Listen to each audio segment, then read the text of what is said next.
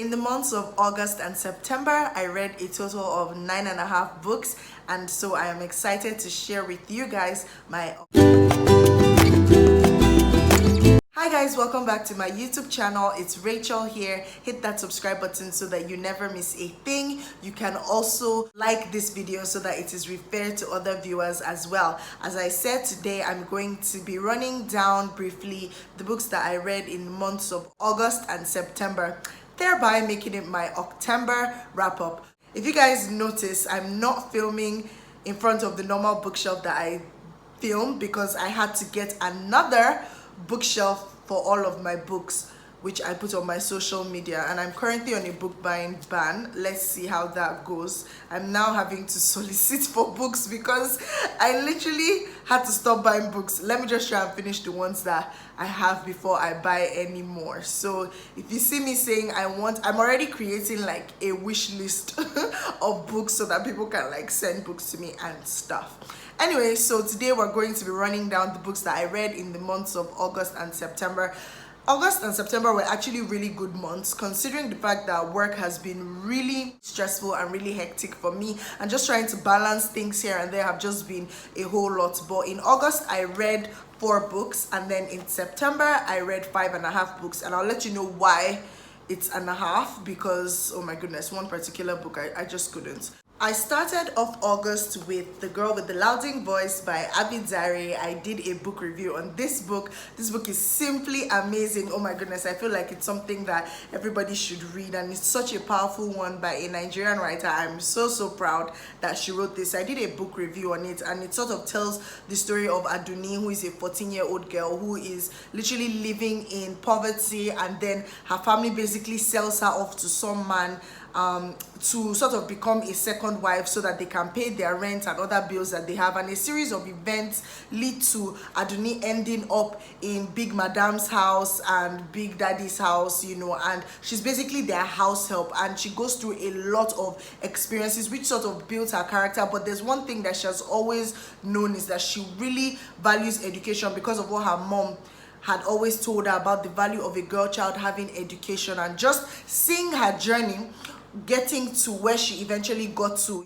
was just so powerful and amazing. And I feel like this is one book that should be read. It told a great story, and I enjoyed the writing style of the book, even if I struggled to get into it at first, because it's the whole book is actually written in broken English, and I must really commend the author and the editor for such good work, because my goodness, I can just imagine how that must have been. But she did a great job in telling Aduni's story, bringing Aduni to life, and the fact that the story was real, it was relatable, and it was genuine. I really did enjoy it. You guys can check out my review on that. It's on my channel. The next book I read was Black Sunday by Tola Abraham. I had highly anticipated this novel because there was such a huge rave about this book, and I was like, okay, I need to see what it's about. It's about twin sisters, BBK and Arike, and their 2 brothers, and you know, their journey when their parents leave them out of the blues and ship them off to live with their grandmother, and how maybe this abandonment or the fact that they have to navigate life themselves, how it actually impacts on them,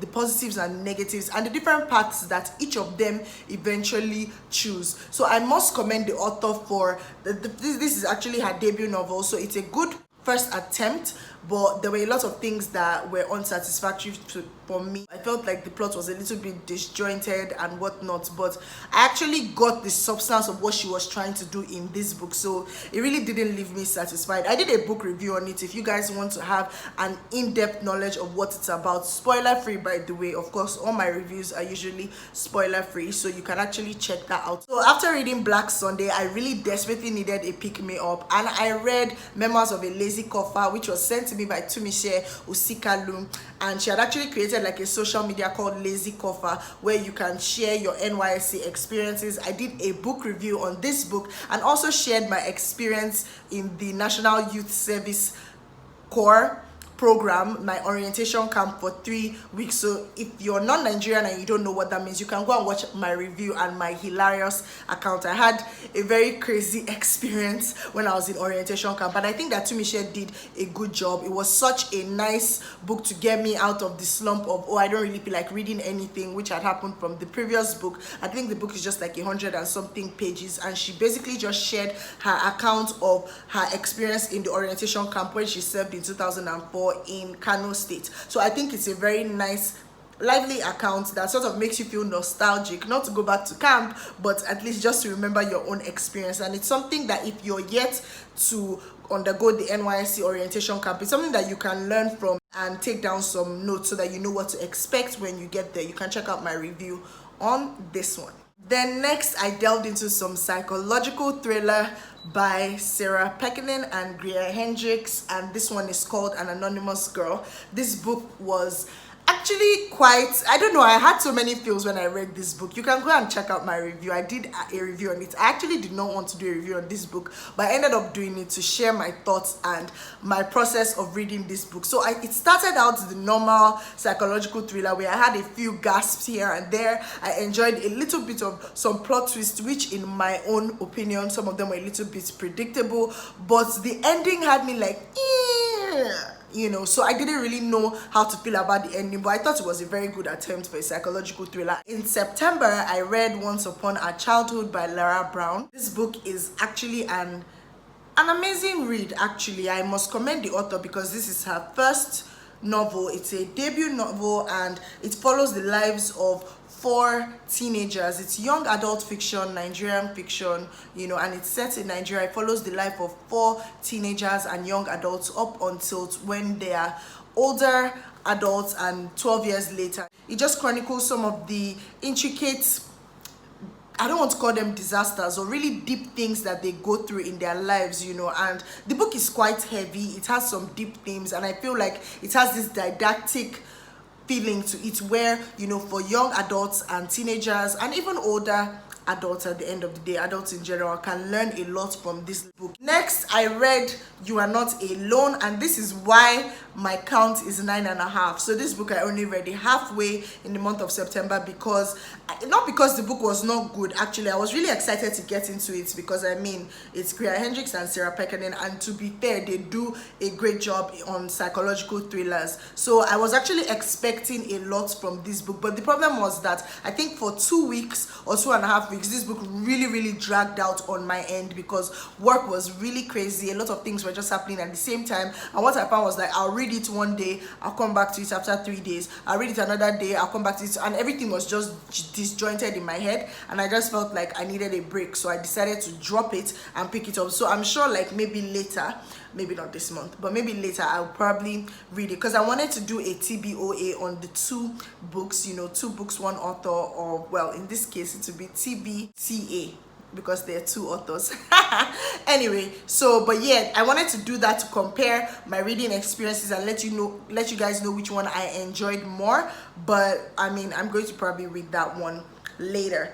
Next up, I read I Do Not Come to You by Chance by Adobe Trisha Umwaubani, and I thought that this was a really nice Nigerian fiction read that I enjoyed. It explored the life of Kingsley, who is the firstborn child of his family, and he has younger siblings. He has a whole lot of responsibilities, which include financial responsibilities to sort of take care of his family, and then he's exposed into a world of 419, Yahoo, email fraud, whatever it's called, to make money just so that he can go the extra mile to provide for his family, especially when his dad gets sick and is admitted in the hospital. And so this chronicles a series of events which eventually lead up to Kingsley's life afterwards, and there's just a lot of in-depth expose into what happens behind email fraud and email scamming, and just seeing that the main protagonist in this case was actually somebody who engaged in that. I thought it was fantastic storytelling. I loved the little lines of humor here and there. I thought that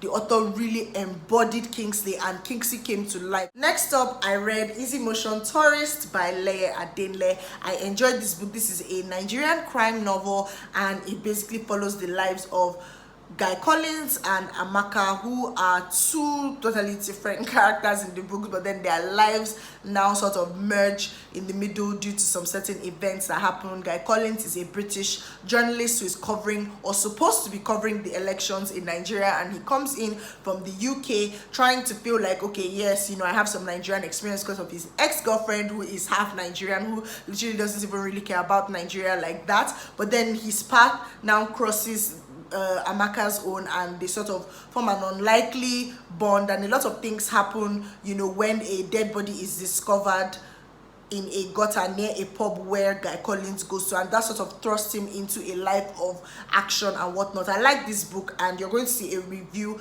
of this book come up soon. In fact, it's probably going to be the next video after this one, where I'm going to share my thoughts on it. So if you're looking for a nice Nigerian crime novel, I think that this is a very good recommendation. It has a second part, which is When Trouble Sleeps, and I'm coming to that shortly. Next up, I read Maya Angelou's I Know Why the Caged Bird Sings, and I really love this book. We selected it as our book of the month at the Readers Hub Book Club, and we discussed it literally at the time I'm recording this video. We discussed it yesterday at the book club meet, and it was so fantastic. I've always been a fan of Maya Angelou from afar. I just never really knew her that much. I didn't really know to what extent, like how great she was and why a lot of people revered her. I just felt like she was one of these public figures that people just really had great respect for. But just getting to read her story, like this is the first volume of her autobiography, which is actually in 7 volumes, and just getting to see her story and understand what she went through in her early years, man, I'm just so happy that she got the recognition that she deserved. I'm happy that she worked hard and she got her flowers while she was still alive. Like, this is a book, like, if you're a fan of Maya Angelou, then you should definitely read her autobiography. I'm actually looking forward to buying the other 6, even if I'm on a book buying ban. Oh Lord, help me. But I'm looking forward to buying the other 6 so that I see, you know, how her life eventually went. I think the last one that she wrote was like in maybe in 2013, because she died in 2014. So I'm excited to see how her life literally went all through this period. It was such a good and inspiring read, honestly. Then the last one, which is the one that I'm currently reading, is When Trouble Sleeps by Ileye Adele. This is the sequel to Easy Motion Tourist, also by the same author, and it's looking nice. I'll let you guys know how it goes at the end of the day. The first part had this ending that was sort of satisfactory, like a clip. Don't worry, you guys will see it in my book review. But the ending was in a way that you knew that there was going to be a second part. So I can't wait to read this one and also share my thoughts with you guys on it. So all in all, I actually had a lovely reading 2 months, and these were the books that I was able to read. So if you've read any one of them, please share with me in the comments. If there's anyone that you want to read, please share with me in the comments as well, so that I can know. Thank you so much for watching this video, and I will see you guys in my next video. Bye.